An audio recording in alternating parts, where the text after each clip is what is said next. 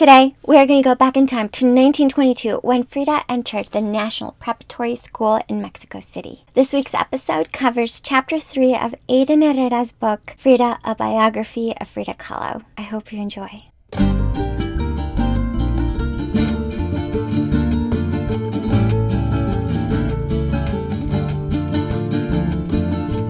Hi everyone, I am Jessica Gonzalez Gibson, the leading lady of Kaleidoscopes and Polka Dots, where I sell my handmade creations, my vintage-inspired beaded jewelry. And as you know, I am heavily inspired by this wonderful woman. I love everything that she has done for me, and I hope she does it for you. Please do like and subscribe to this channel so that you never miss an episode, and also sign up for my newsletter so that you are the first to know when new episodes are in the works, when they have been published, and to save 20% on any order on Kaleidoscopes and Polka Dots. Before I get started, I do want to say that today's episode is going to be a little bit different, just slightly, ever so slightly different, where I do want to insert a little bit more commentary as I progress through the slides, through the script, because yes, this is a scripted episode. There's just no way that I could ever remember and regurgitate in a coherent way everything that is in this book. And by the way, this is not the whole book. This is just a synopsis of the chapters. I love Hayden Herrera's writing. I highly recommend that you get yourself a copy either in digital format or the audiobook if you're not really into sitting down and reading. I understand. I am an audiobook listener myself. I just finished Virginia Vallejo's book, Loving Pablo, Hating Escobar. So good. I was thinking, oh my gosh, I want to do a whole breakdown of this book in the future because it's just that good. All that to say is get yourself a copy. It is so well written, and in Spanish or English, I have both versions because of course I do, because I love this book. Get yourself a copy. It's that good. Trust me, bro. It's worth it. It's worth it, especially if you, like me, absolutely adore Frida Kahlo. With all that said, let's get started on today's episode. So, the year is 1922, and at 15 years old, Frida Kahlo has left the quiet rhythms of Coyoacan and entered the National Preparatory School in Mexico City. Attending the school meant being taught by the ablest minds of Mexico, notably biologist Isaac Ochoterna, historian Daniel Cosío Villegas, and philosophers Antonio Caso and Samuel Ramos. Antonio Caso exhorted to his students, idealists, persist in the salvation of the Republic. Turn your eyes to the soil of Mexico, to our customs, our traditions, our hopes and our wishes, to what we in truth are. I could just see Frida eating it up and making it her own. Can't you? I can. Inevitably, attending the prestigious Preparatoria also meant being caught up in the center of cultural and political unrest. Founded in 1868 under President Benito Juarez, and initially known as the Jesuit College of San Ildefonso, it was transformed into a symbol of Mexico's restored republic system of free secular education. The National Preparatory School was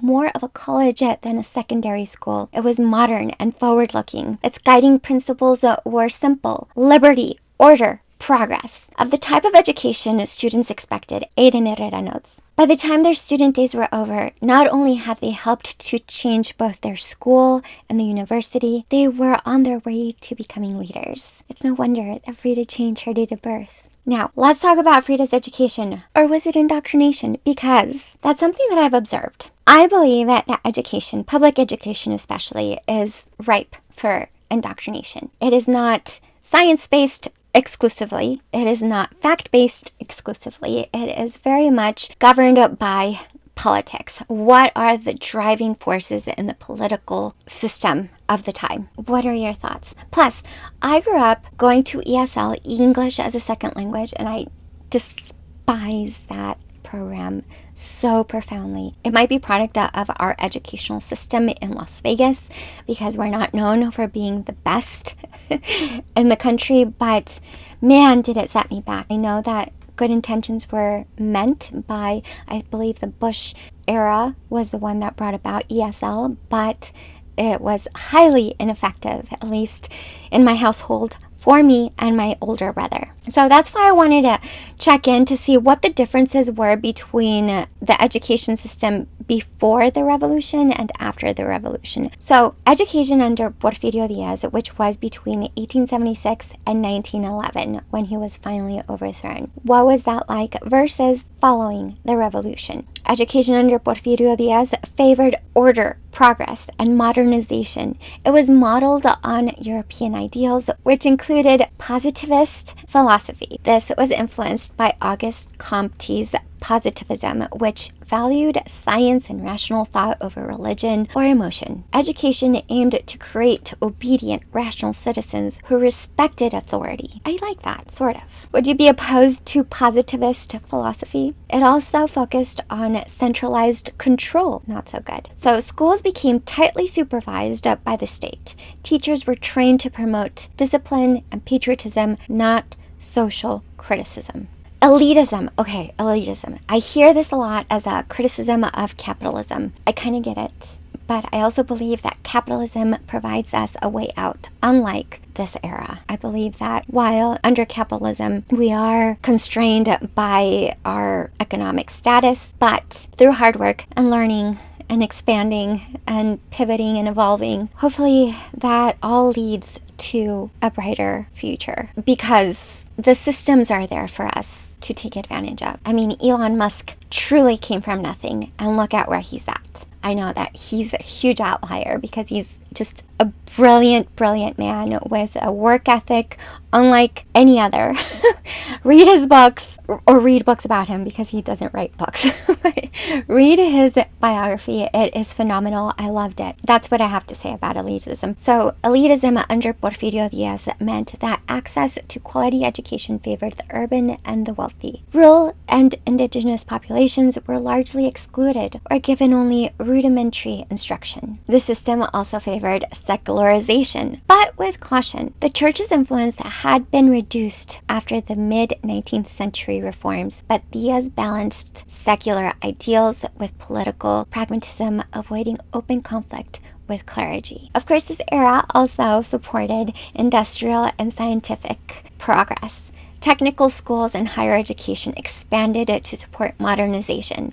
Engineers, bureaucrats, and scientists were prized. Does that sound familiar to you? Because it does to me. This is where we're at right now, especially given the AI bubble. And I do believe that there is going to be a bubble. Right now we're expanding so vastly, so profoundly. There's got to be like a plateau. But maybe that's just me thinking positively. I'm team human, like Musk. Okay, I love Musk. Okay, you're probably going to hear a lot of references to Musk because he's just brilliant. Anyway, in short, Diaz's system was about social order and national prestige, not social mobility. It educated a small elite to manage the machinery of modernization. So education post-Diaz, after the Mexican Revolution, which was like after 1920 or so, right around the time where a little adorable Frida would find her way into this prestigious school. So post-revolution, the focus was nation building through social justice, rural inclusion, and cultural identity. Again, does this sound familiar? The key points were universal access to education,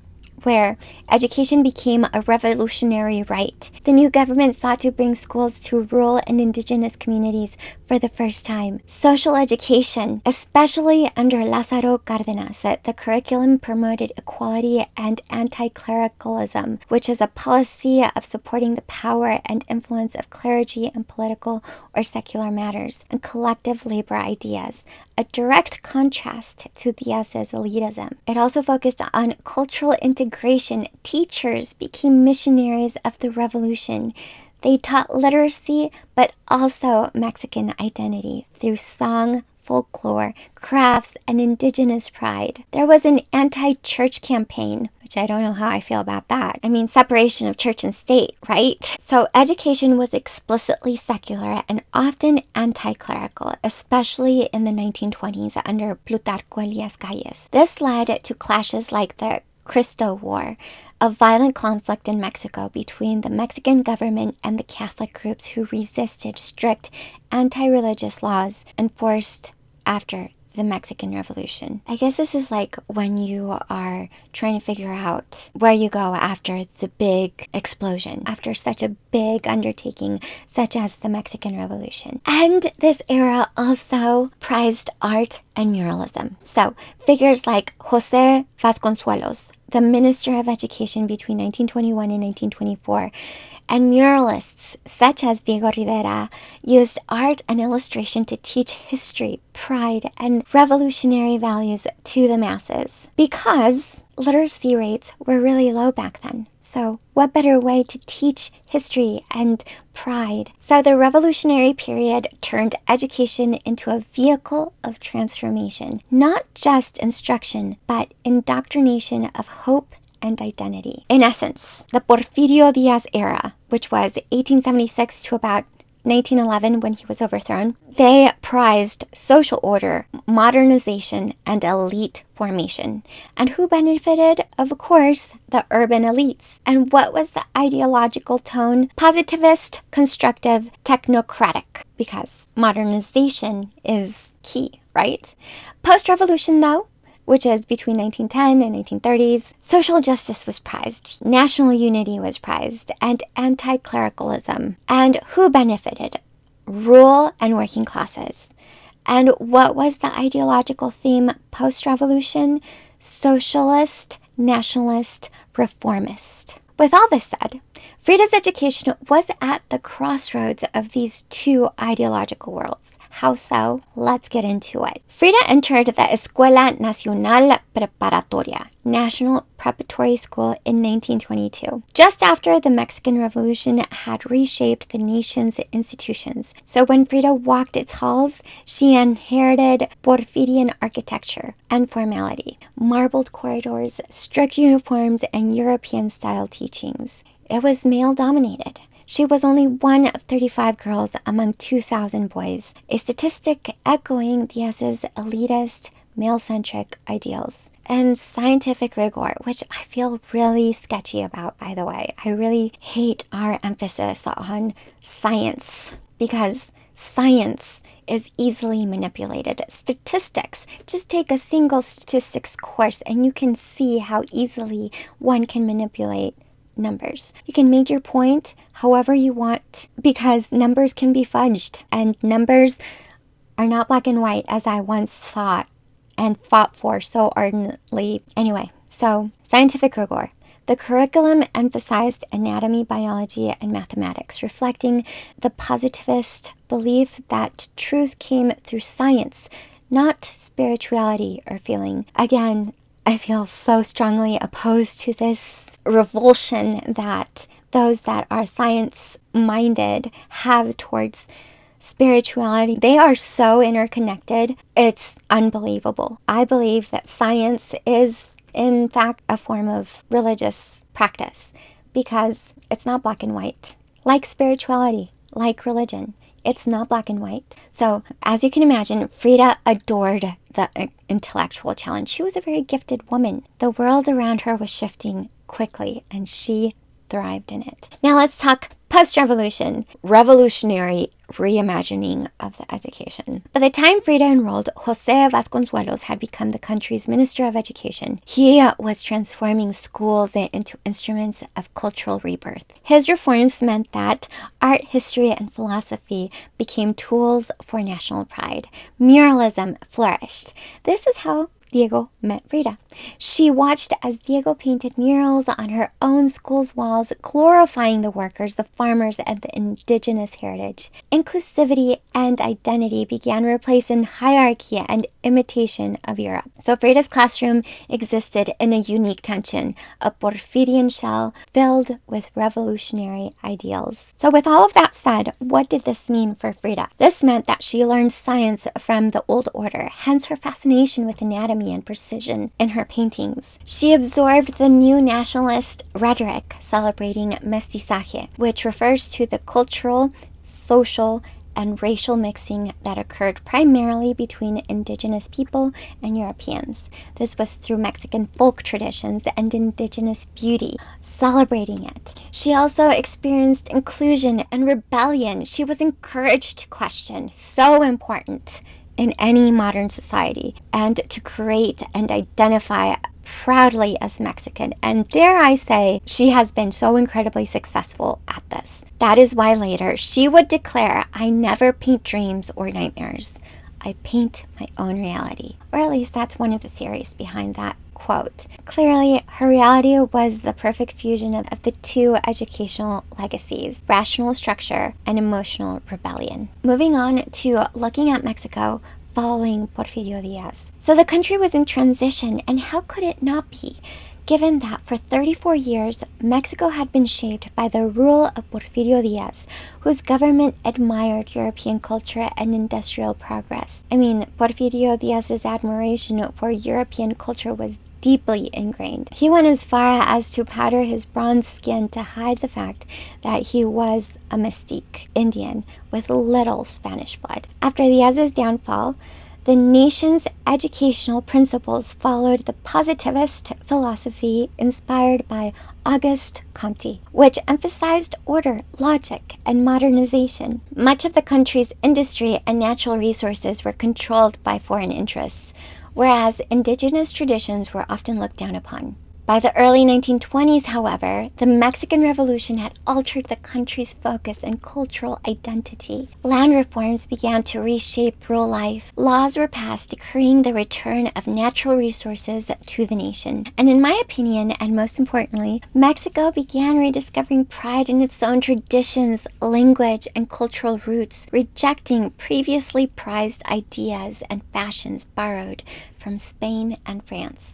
You will forever inspire us, Spain and France, forever and ever. Now let's talk about the cultural shift, a cultural awakening post the Mexican Revolution. So in 1920, President Álvaro Obregón appointed José Vasconcelos as Minister of Public Education. Vasconcelos was a brilliant lawyer and philosopher of the post-científico generation. The científicos were those that were appointed to dictate educational curriculum and were mostly made up of professionals such as lawyers, accountants, scientists, and like. And as happens, he also participated in the revolt against Diaz, Porfirio Diaz. Vasconcelos, the Minister of Education, believed education should reflect the spirit of the Mexican people. Fundamentally, he aimed to make Mexican education truly Mexican. He launched a crusade to make Mexico literate, and so he expanded schools across the countryside. He worked towards making great works of literature accessible to ordinary readers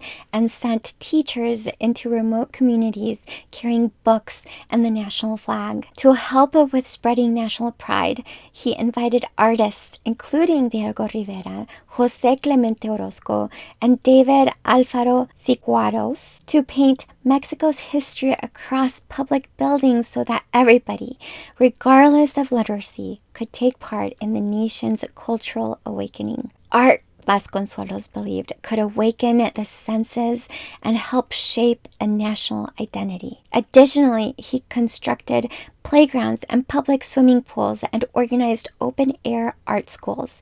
It was within this atmosphere of cultural renewal that Frida began her studies. Can you just feel the excitement? I can feel the shift and the beauty that comes with feeling a national sense of pride. I love it. Of around 2,000 students, Frida was just one of 35 girls to be admitted into the Preparatoria, which had only recently started accepting girls. At this point, it had been around for nearly, not really, but almost a whole century. And to attend her prestigious school, she'd take a 1-hour trolley ride to get there. Can you imagine all the homework you could do? I mean, she probably did. That's what I would do. Anyway. Of the spirit of the school and education, Frida's classmate, Andrés Iduarte, who was at one point in the early 1950s the director of National Institute of Fine Arts in Mexico, we did not speak of a time of lies, nor of illusions, nor of daydreams.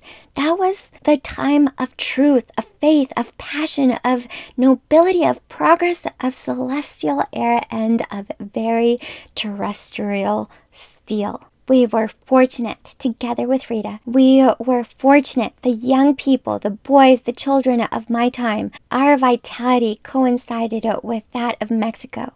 We grew spiritually while the country grew in the moral realm. Matilde Calderon, her mom, of course, was very hesitant about sending her daughter into such an environment, as you can imagine. Guillermo, on the other hand, loved it. Having no sons to pursue the scholarly ambitions he once imagined for himself, Guillermo placed his hopes on Frida, his favorite and most promising daughter. The one who most resembled himself, of course. And by the by, passing the demanding entrance exams, Frida selected a course of study that would eventually lead to medical school. Frida was not a dedicated student, however, but was interested in biology, literature, and art. Luckily, she was able to earn great grades without much effort. I cannot relate.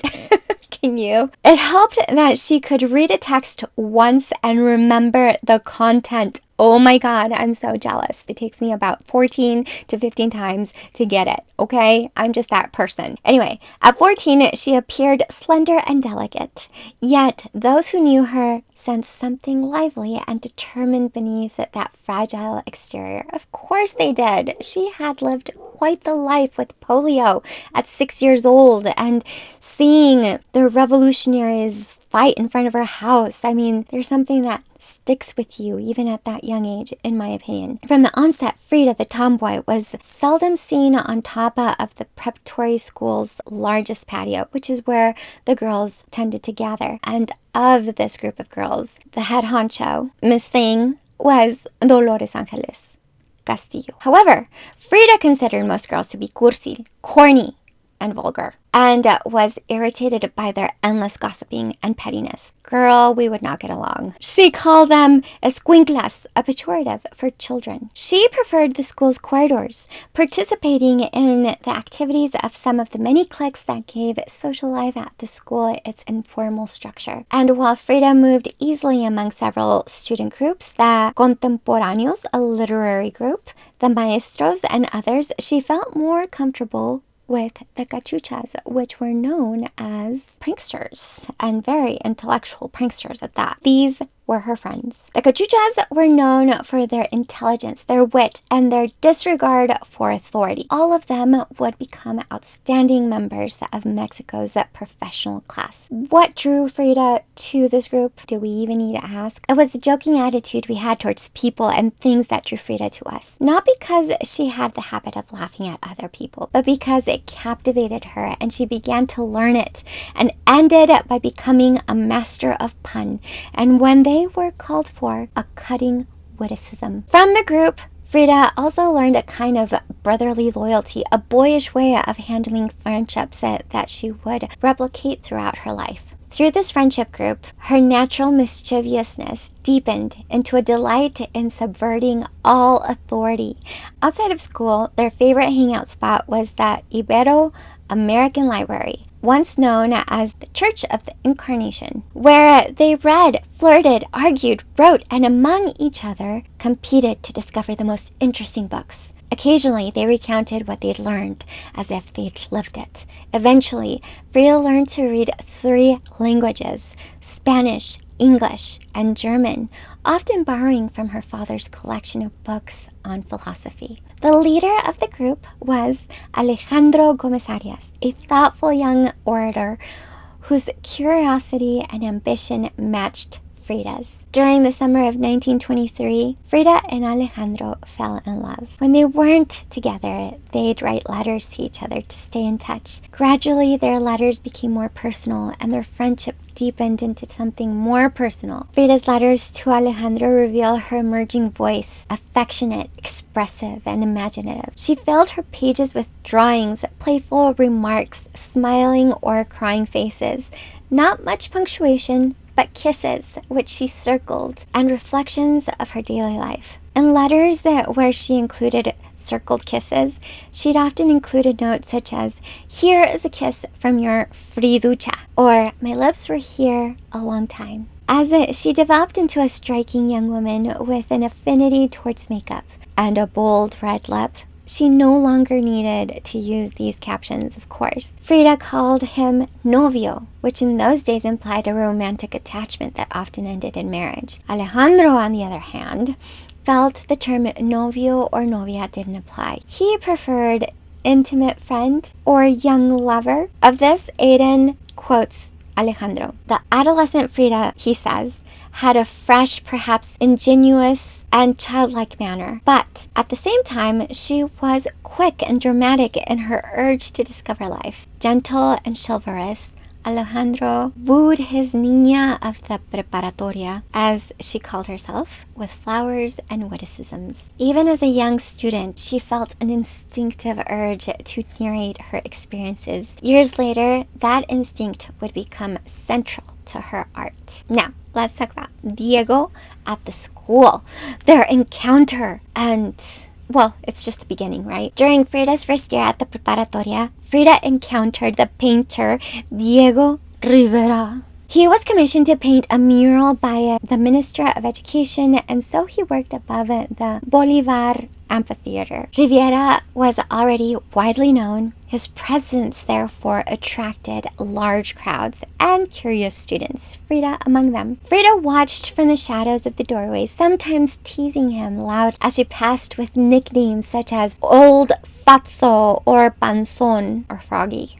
No, not Froggy. She later recalled that even then, she imagined her life would somehow intersect with his. At the time, however, she remained only a young observer among many. Moving on to Frida's first love. So, Frida and Alejandro's relationship wasn't formally approved by her parents, so they were quite secretive and creative about staying in touch outside of school. As I mentioned before, they wrote letters to each other. Those written by Alejandro were signed Agustina Reina, to not cause any concern with her parents, but really her mother. When she was sick, she had to rely on Cristina, her younger sister, who was not always an accommodating sidekick. As Frida's relationship with Alejandro deepened, Mexico itself entered a period of instability. In late 1923, rebellion erupted against President Obregón, and fighting spread into Mexico City. During these uncertain moments, Frida was sometimes kept at home by her mom, Matilde Calderón Kahlo, complicating further her relationship with Alejandro. Her letters from this period express boredom, longing, and the feeling of being removed from the lively world she had come to love. Her words carry both humor and vulnerability in these letters, a voice of someone discovering how intensely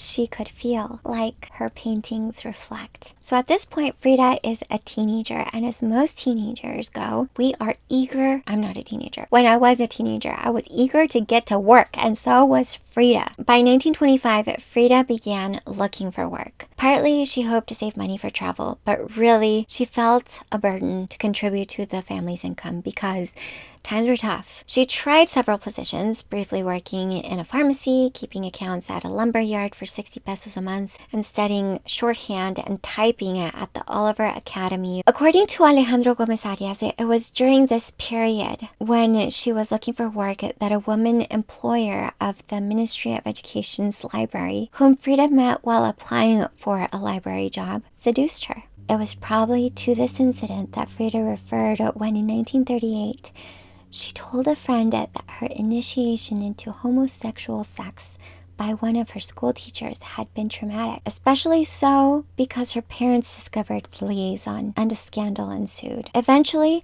she began an apprenticeship in engraving with the commercial painter Fernando Fernandez, a friend of her father, who noticed her unusual ability for drawing. Though she still intended to pursue medicine, another pathway was clearly opening. According to Alejandro Gomez Arias, Frida responded by having a brief affair with Fernando Fernandez. Around the same time, her father photographed her in a series of portraits. In one image, she appears composed and traditional. In another, she stands confidently in a man's three-piece suit, tie neatly fastened, her gaze direct. The photographs suggest something subtle but important. Frida was beginning to shape her own identity deliberately and without apology. The years at the National Preparatoria awakened many things in Frida Kahlo. She discovered intellectual debate. She formed lifelong friendships. She experienced her first love. She encountered art that spoke to the spirit of a changing nation. These experiences broadened her world the way that little Coyoacan could never. They also prepared her, though she could not yet know it, for the transformation that she was approaching. At 17, Frida stood on the threshold of adulthood. She was curious, ambitious, and filled with plans. Medicine still seemed like the direction her life would lead. Yet, only a short time later, an unexpected moment would interrupt that path. In the next chapter, we will follow Frida into the year of 1925, when a single afternoon in Mexico City, not unlike any other afternoon, would alter the course of her life and would begin the story of an artist the world would one day remember lovingly, profoundly. And that is it for today's video. Thank you so much for stopping by, for sharing your time with me. I hope you found it entertaining and educational. And I hope that you subscribe and sign up to my newsletter so that you never miss an episode. Like and subscribe. I'll talk to you soon. Bye.